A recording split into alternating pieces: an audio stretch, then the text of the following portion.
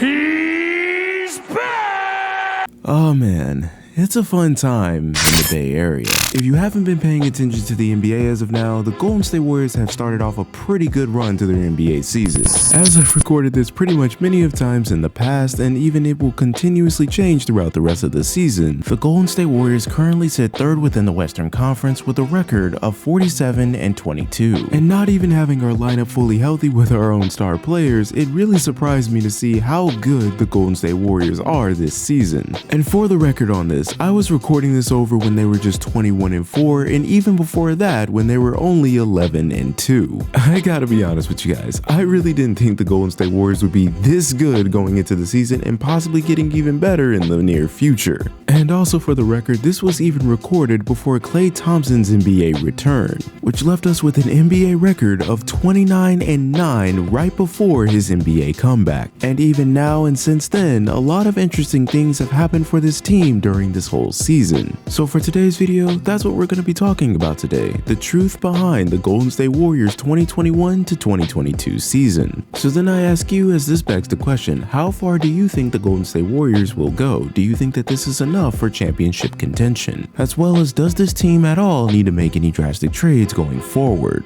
Well, let's discuss it.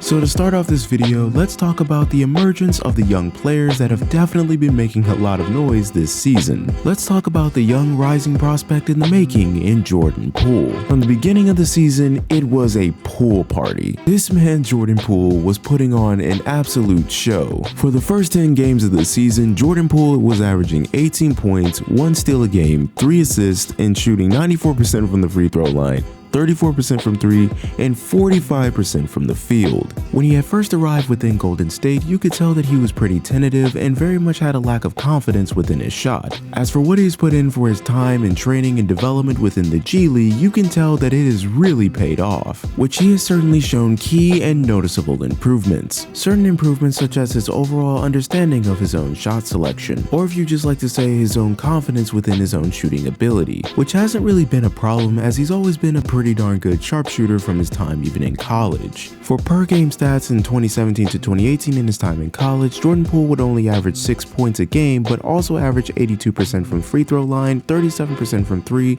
and close to 43% from the field. And for advanced stat people, he would also have a true shooting percentage of 58%. Within the next season, as Jordan Poole would receive more of a role, his numbers would stay relatively the same. But within his first NBA season, you could tell that he was pretty timid and trying to find his own rhythm. If you were to go back and look at his games during that season as well as the stat line, you can tell that Jordan Poole has drastically improved as far as his rim finishing ability. This does not only just equate to the eye test, but as well as within the stat line. For the first stint in Jordan Poole's career, in terms of shot distance, he would only attempt 65 shots while also making 34 and shooting 52% at the rim. And during that season as well, he would also attempt over 265 threes, shooting pretty much at 27%. And even in terms of the shot type that season, he would attempt only 89 shots and only make 40 layups that season while also shooting 44%. But to be fair to Jordan Poole, the Golden State Warriors weren't really the best team that season. In fact, they were pretty much the worst team. This is obviously the year without the Splash Brothers, and Draymond Green was in and out of the lineup, and they ended up with a record of 15-50, which ended up making them get to the number 2 overall pick in James Wiseman. But obviously since that time, Jordan Poole has honestly gotten a lot better, as the season isn't even over yet, and you can tell even now that his production has drastically increased, and certain things that he's picked up on, such as the Warriors' fast pace of play and overall understanding his own positioning. As I mentioned before, within the confidence and shooting ability that he struggled with in the beginning of his career, it seems like he's found his favorite spots to shoot the ball predominantly on the right and left elbow. You can see so far in his career that he's made good strides in building up his confidence, but outside of a lot of these praises, there's still some flaws that he has within his game. Obviously, things he still struggles with is his shot selection, and certainly his lack of passing or playmaking ability, or pretty much his overall decision making. Sometimes the credits can go to good defense being played against him, but there are times where he would struggle within a play and very much have to chuck up a shot. There are times where I think on a certain play he gets too far within his own head and tries to do a certain play which doesn't really pan out the way he thinks it is, which again is quite understandable as he is a young player within the league, so these mistakes are bound to happen. So here's hoping that he realizes these flaws and works on them throughout the rest of the season and hopefully builds up solid chemistry with the rest of his teammates. Even though this is Jordan Poole's third year within the NBA, you can tell that his kind of play will really be key for the Golden State Warriors for the future. With his improvement paying off so far this season, I've seen a lot of people have him in talks for Most Improved Player of the Year or even as the Sixth Man of the Year, which I truly think is well deserved, and I hope that he gets better even here on out. But enough about Jordan Poole for now. Let's talk about the 7th and 14th overall picks that the Warriors made during the NBA draft in Jonathan Kuminga and Moses Moody. So to keep this part pretty much short and simple, Moses Moody hasn't really gotten that much playing time, so it's pretty hard to really grasp his overall game so far. It seems like the Warriors coaching staff is pretty much taking a lot of advantage of the G League, as they have not only sent Jordan Poole down there, but also Moses Moody and Jonathan Kuminga. But I would say that this is more so on Moody's part to keep him NBA ready and to have him make certain improvements within his game. So far, it pretty much seems like it's working. In the G League, Moses Moody had dropped back-to-back 30-point games, and since that time of improvement, and to add with the best game that he's put on this season within the comeback win against the Spurs, which he was very vital in, he had dropped 6 threes and 20 points. Scouts even said that he would be one of the most NBA-ready prospects coming out of the draft. And as I said before, it seems like it is paying off, because within the G League, he is averaging 31.8 points per game, shooting 52% from the field, 41% from 3, and 80% from the free throw line. And for the advanced analytic crowd out there, he is shooting 68% in terms of true shooting, and effective field goal percentage is shooting 63%. The only problem that I can say I have with Moody is pretty much his lack of playing time. But as we know, with the best point guard in the league in Steph Curry, Klay Thompson's return, and even the likes of Jordan Poole having a phenomenal season, it would be seen as quite difficult to manage some playing time for a young player of Moody's caliber. Other than the subtle good things Moody has shown us so far within his NBA career, I think that a problem within Moody's game is his lack of awareness or his lack of demand for the ball. Now, of course, I'm not saying that he has to be Klay Thompson or anything like that, but I do see that there are times where he's just sitting in the corner and he's just waiting to get the ball fed to him. As I would say that this could be seen as problematic, as he can't really seem to be getting into rhythm and keeping it up very consistently. As I stated previously, it's because of the minimized role that he has, but it's also because of the lack of volume that he's actually shooting. Moses Moody, even after his meaningful games, is only averaging 4.5 points per game. With right now, he is only attempting 2.2 shots at the 3-point line and only attempting 3.6 from the overall field, which I hope he gets a lot more opportunities to shine within Golden State so we can see what he's actually fully capable of. But other than Moses Moody, let's talk about the young kid that's been putting on an absolute show himself in Jonathan Kuminga. Now, quite similar to Wiseman, who I'll talk about later within the video, I was pretty skeptical about Jonathan Kuminga. Just like everyone else who had these kind of thoughts or feelings, I had the same thinking that the Warriors would probably trade these picks. But boy, was I wrong, and I will say this pretty much a lot of times within the video, I'm glad I was wrong. Because as a Warriors fan, it's been absolutely fun watching this guy play. It's still pretty much a shocker to know that this guy is only 19 years old. While Kuminga does have a lesser role as he is coming off the bench, currently this season he is averaging 9 points a game, 3.2 rebounds, nearly an assist while shooting 70% from the free throw line, effectively shooting 57% from the field, shooting 34% from 3, and from the overall field and accuracy, he's shooting 51%, and truly shooting, he is shooting at a rate of 60%. Most scouts or people I've seen say is that Jonathan Kuminga has the ceiling of a Giannis Antetokounmpo or possibly a Kawhi Leonard, which I really don't want to feed into too much because again, it is only his first season, but absolutely has he put on a very good showing so far in his rookie season. What I like so far within his game is his overall defensive awareness and the prowess that he has within the game and his overall rim finishing ability. G is shown to be a very good young versatile defender and even having very good bounce to get off very powerful dunks. His work ethic has been very much a sight to see as he has definitely been working to get his own minutes. As stated previously within the stat line, Jonathan Kuminga is only averaging 9 points a game while shooting 34% from 3 and 70% from the free throw line. This is a well-known flaw within Jonathan's game as he is pretty much known within his draft class of not being a great shooter, which isn't really some of his best strengths but is something that he is striving to work on. But I truly think the Golden State Warriors are using the best of his own abilities on the defensive offensive end. Even though he shows very good recovery and has a very good quick step to his own defender, I still think that his problems are very much on the all-ball defensive side. It was pretty much shown within the Warriors versus Spurs game where there were times where he would get beat off the dribble, and he would pretty much struggle within switching, which is why having guys like Igoudala and Draymond Green, some of the best defenders in the Warriors system, which can absolutely bring out the best of him on the defensive end. Like I said, on the offensive end, I really like what he has shown so far, and he definitely just needs to keep it up and just need to improve some bit of his jump shot. So now, other than Kuminga, let's address one of the biggest elephants in the room, and that is the number 2 overall pick, James Wiseman. Since James Wiseman hasn't really been playing too much at all this season, it's pretty much hard to really talk about his overall game and what he needs to improve on, other than mainly the certain fundamentals and things of that nature within his game. However, I would like to take the time to talk about the skepticism that guys like me and others may have had about James Wiseman's basketball career so far. Just like Kuminga and Moody, James Wiseman's name has been floating around a lot within trade rumors. If you were to talk to most NBA fans, and obviously Golden State Warrior fans, there's a lot of them that are against the idea of trading James Wiseman. If you were to ask me, I'm still pretty much on the fence about trading Wiseman along with the other rookies. And I know people are already typing away in the comment section, but Bazark, come on, these guys have a lot of potential. Look at the production from players like Jordan Poole, Moses Moody, and Jonathan Kuminga, like you said.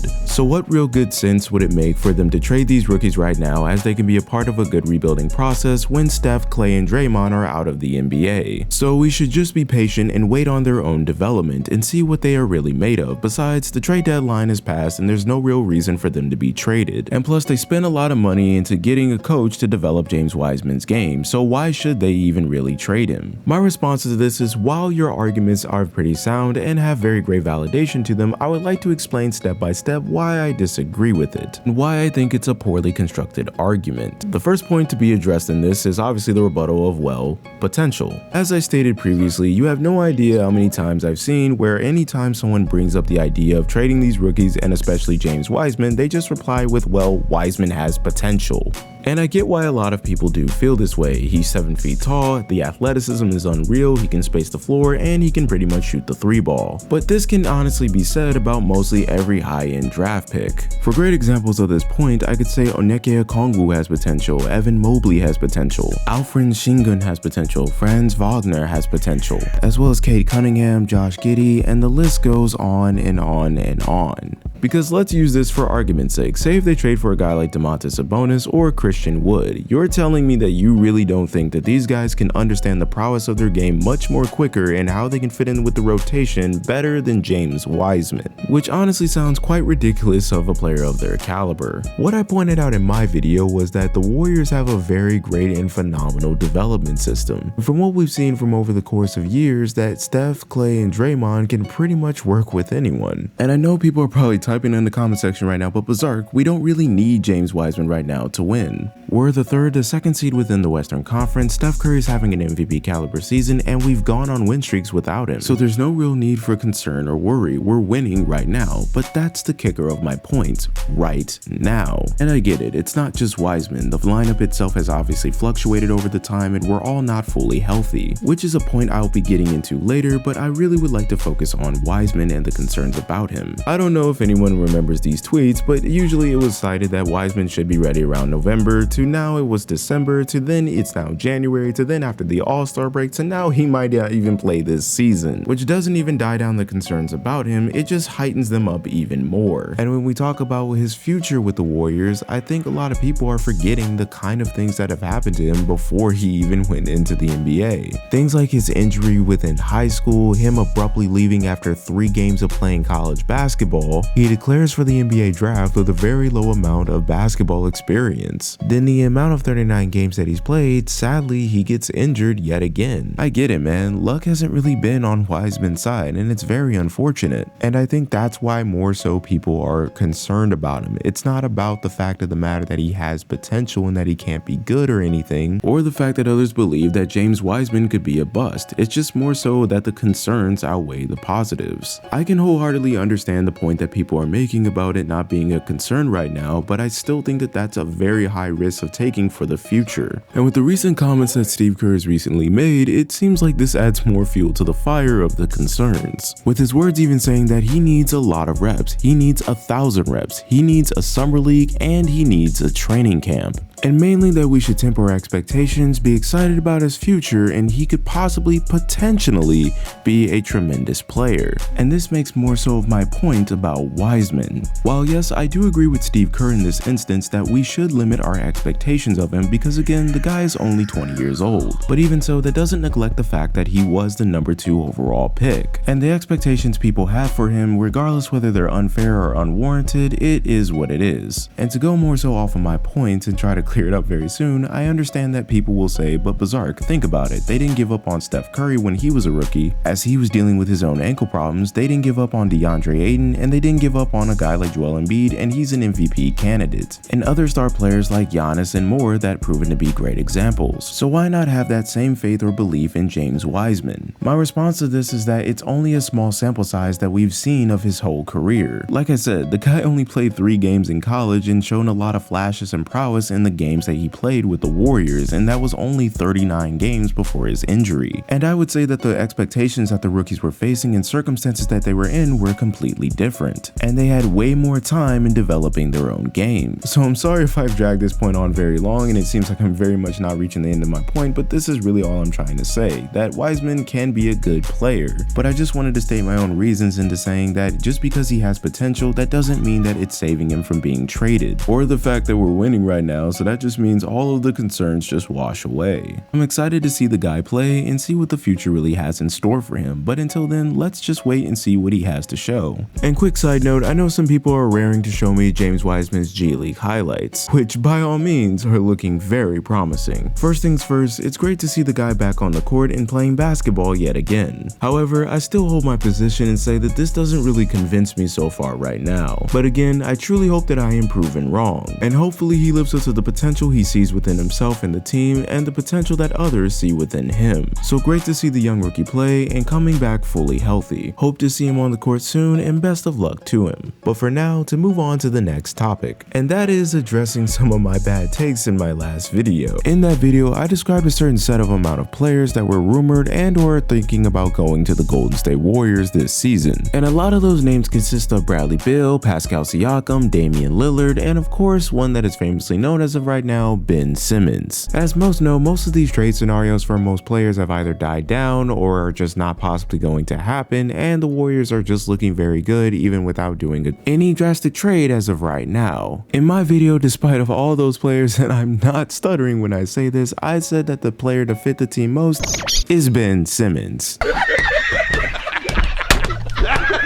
And without a doubt, I pretty much got roasted for that opinion, which is completely fine. As I always say throughout all of my videos, if you agree with me, please comment below and tell me why you agree with me, and as well as you disagree with me, please comment below and tell me why you disagree with me. And if you like, please think about liking the video as well as sharing it out to others that may want to see this video as well. And if you like to see more videos like this in the future and on more on this channel, please think about subscribing and following me on other social media links. But back to the point of the video. As of right now, do I still see the Golden State Warriors even wanting to do a deal for Ben Simmons? Honestly, no. Even though it's a struggle right now, it's pretty much the team still trying to get used to playing with one another, and that was pretty much the turnover and playmaking problem. And pretty much how is defense going to work out with this team since we did have a lot of guard-orientated players? And my bad takes didn't stop there. I was even saying things like I think Draymond Green was looking a step slower, as well as questioning the legitimacy of Andrew Wiggins. And I honestly want to say, I'm glad I was wrong. The drastic amount of improvements that Andrew Wiggins has made to his game has been very good for this team. He has become pretty much a well-deserved all-star this season, and I do think he even deserved the starting position. In terms of Andrew Wiggins' shooting splits, he's been shooting 41% from 3 and 48% from the field. His true shooting percentage is at a career high at 58%, as well as another career high in effective field goal percentage at 56%. And on the defensive end, his defensive shares have gone up as well as his defensive box plus minus. It's great to see how Andrew Wiggins has truly proven his worth and has broken the stigma of being considered overpaid. All I can say is wow and well deserved, and congratulations to Andrew Wiggins, as he definitely deserves the All-Star spot this season. I guess the only real criticism I have for Andrew Wiggins right now is to pretty much prove it when it really matters most. Pretty much just like Chris Middleton, I would just love to see him be very much more consistent down the stretch. If Klay or Steph or anybody else isn't really hitting shots, we really need Wiggins to be that third option.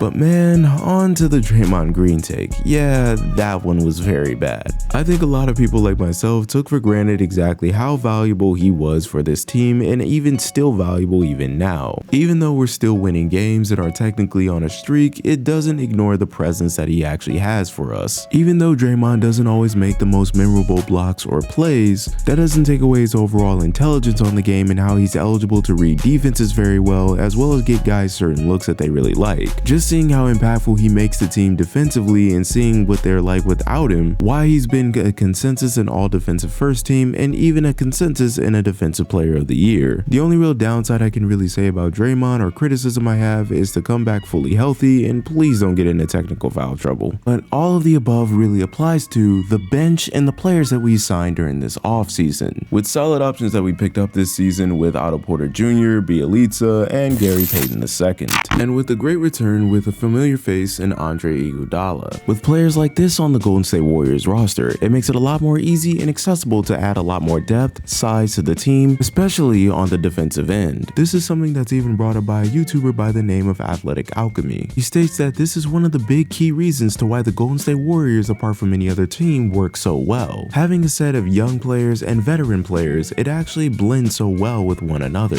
setting a good foundation for their future with young players, giving us very great and needed young energy coming off the bench, as this bounces off the reserves and veterans that are needed on the team, which gives them more viable reasons to take rest and very much be ready when their time is needed. Adding players like Otto Porter Jr. and Gary Payton II have truly been part of the X factor for the Golden State Warriors and their success. Having someone like Otto Porter Jr. who can space the floor and shoot the three, and giving less pressure on guys like Steph Curry, Damian Lee, and Jordan Poole. The main concern with Otto Porter Jr. though is obviously his health, which is why I think the Warriors are playing it safe with playing him and giving him a lot of minutes. And since we lack an interior presence, he's not really well known for being a very good defender, and he can be quite literally a liability, as it can cause for guys like him and Bjelica to get into a lot of foul trouble. As I really do like Bjelica and his playmaking abilities that he's shown us so far, the main concerns still outweigh the positive. As he was brought here to mainly space the floor and shoot the three, it seems like he hasn't lived up to those standards or expectations. And to be fair to Bjelica, since he's only 33 years old and he pretty much didn't expect to be playing major minutes, as he was brought here to bring his own amount of firepower and coming off the bench and being a three-point asset, it makes a lot of sense to why he hasn't been really good so far. As from three, this is pretty much his third worst shooting year, as he's only shooting 34%. And at one point in the month of January, from January 13th to January 27th, he shot 1 of 14. Though he is shown to be a pretty decent passer from time to time, he still makes certain gaps and problems with turning the ball over. And since the Warriors haven't waived him yet, here's hoping that he gets it together. But on to who I think was the best pickup for us this offseason, that would be Gary Payton II. As he's not really known for much of his offense, his defense has been very much incredible to watch. Him putting in a lot of effort and locking down some of the best players and getting a steal pretty much every game has been a sight to see. And him having some of the best high-flying dunks this season have also been amazing. The main problem with Gary Payton II, I would say, is health and his overall rotation pattern. And I would even say most of it being his own inexperience, as there are scenes of him turning the ball over very continuously and even misreading plays, as I would say this all comes with time and learning to get better. And I would say that that can truly progress well with the likes of Draymond Green on his team, but also the veteran presence of Andre Igoudala. Bringing back someone like Igoudala in the fold, as he understands the Warrior system very well and brings in a very great essence of his defensive IQ, mainly on ball and on switches. The main problem with Iggy, I would say, is definitely his health and age, as he's not really much in his prime as he was back in the Dub Nation days. Right now, since Iguodala is dealing with his own set of injuries, it kinda has a problem within the Warriors defense. And I would definitely say even within the Warriors offense. As this also really impacts the likes of Draymond, this is very much where everyone is just taking ill-advised shots or shots that they wouldn't really normally take. Having guys like Andre Iguodala and Draymond Green help balance out the team in terms of the playmaking and overall defense. defense, especially on the end of team defense, which is clearly a struggle for everyone within the rotation, as we've seen within the Minnesota game and even during the Denver game. But to be honest, just like many of you, I was pretty iffy on a lot of these rotations Kerr is sending out. And that Minnesota game is still fresh within my brain. How can Steve Kerr sub out Steph Curry, who has 34 points, and especially putting in guys like Juan Toscano-Anderson and Damian Lee? I don't really understand why Kerr tries to go this small. Now, of course, a lot of people will defend this by saying that the Warriors didn't have their best players, but still, I would say that that's not much of an excuse, because during the interviews and everything, it starts to feel very much rehearsed and not really very much authentic. Because this is something that Kevin Durant himself even brought up in a later interview about how the way defenses are understanding their schemes. Basically, the point within Kevin Durant's statements refer to the defenses obviously picking up on the off-ball switches and the way the sets are running. And from what we've seen throughout these games, it just seems like Kerr is very much sticking within these rotations and is not making the proper adjustments. And from updating news, it seems like Steve Kerr, and I quote, is done experimenting, which I think is truly much more needed for us right now to win basketball games. And some may be asking, what adjustments would I make? Well, since I'm not an NBA coach or a head coach of that caliber at all, I think we can all pretty much agree having Steph Curry in the last minutes of the game is very vital, as well as I would not have Damian Lee or possibly Juan Toscano in at these minutes, unless it's very much of a close game, which in that regard I can totally understand in having Damian Lee in those kind of situations. So the clear adjustments that I would make in this instance, I would rather have Jordan Poole and Steph Curry starting before Klay Thompson till he gets his rhythm back. I would rather have Andrew Wiggins, Jonathan Kuminga at the 4, and have Kevin Looney at the 5 until we can get Wiseman back and have him swap in and out with Otto Porter Jr. So this isn't something that is just going around out of nowhere or seen to be even arbitrary. This is an occurrence that has been definitely going on since the Warriors run. If you were to go back and watch certain Warrior games, this is nothing new. Kerr has always been doing this. For noticeable examples that people may not remember when Klay Thompson dropped 37 points in the quarter against the Kings. After that free throw, well, he benched him. The same thing goes when Klay dropped 60 against the Pacers and he benches him, and the same thing goes for when he dropped 14 threes against the Bulls, and guess what?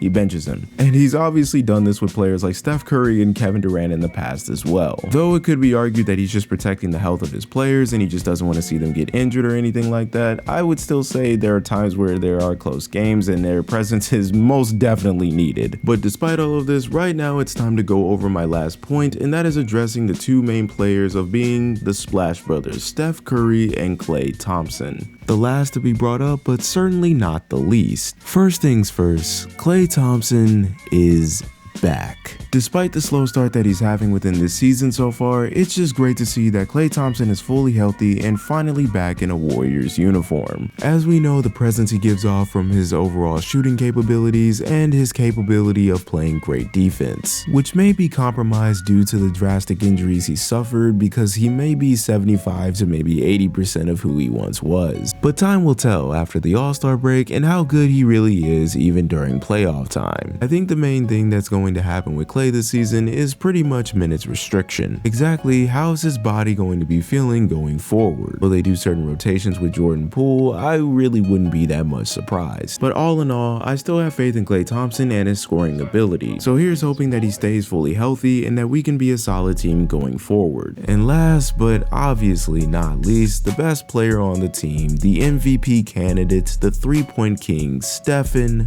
Curry. As I said, so far this season, I still have Steph Curry as an MVP candidate. And if I were to rank him right now, I still would put him around the top 5 spot. Because obviously the 3 locked for right now is Joel Embiid, Nikola Jokic, and Giannis Antetokounmpo. And obviously others that would throw in other players like Ja Morant and DeMar DeRozan, who are all each having fantastic seasons within their own right. Now most may say to that I'm just overrating Steph Curry and that he doesn't deserve to be in the top 5 MVP candidates, with obviously missing guys like Draymond Green and seeing how the defense is very much getting exposed and how they are very much not winning a lot of basketball games. But despite a lot of that, I still think Steph Curry has a valid argument to be made, and something that really isn't getting a lot of credit for. Like I said before, with Draymond Green and without Klay Thompson, Steph Curry was still eligible to have the Warriors go 29-9. And even though we struggled without Draymond's presence, the Warriors still were eligible to go on a 9-game winning streak. But more so, the criticism was upon Steph Curry, more so of his efficiency within the month of of January, as in this month was the lowest month he shot within his career,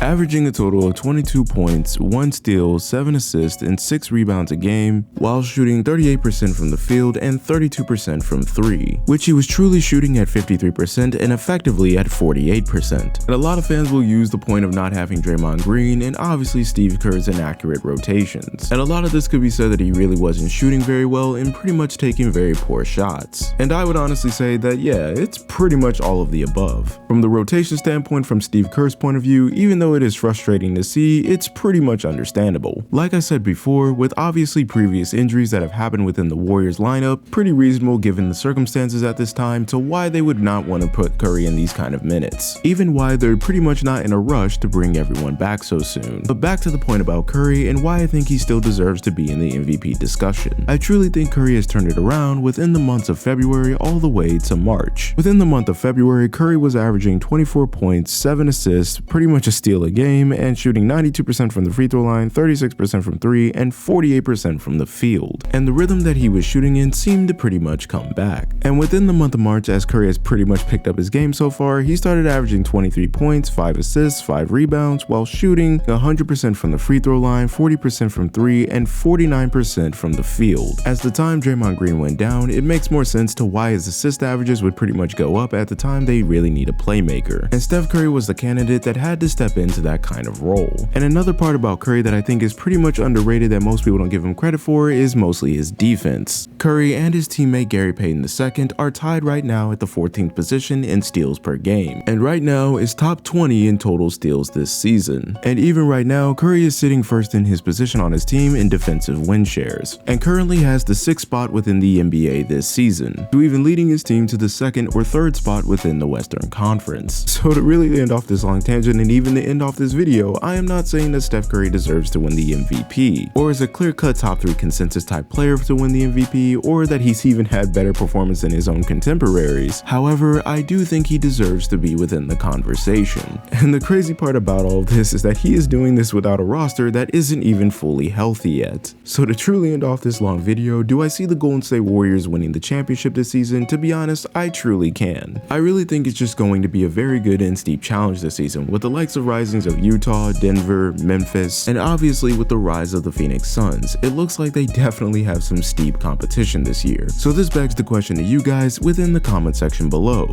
Do you truly believe in our young core, and if they are ready for the moment? Do you believe in the role players that we signed this offseason? And lastly, do you truly believe in Steve Kerr, Draymond Green, Klay Thompson, and Steph Curry to get one more championship before the season is over? Which pretty much wraps it up for today's video. If you'd like to keep up with me, please think about subscribing to the channel, and please follow me on other social media links. I talk about basketball, video games, anime, manga, and other stuff on the channel. So please leave a like if any of this kind of content interests you. Until then, and as always, I'll see you around.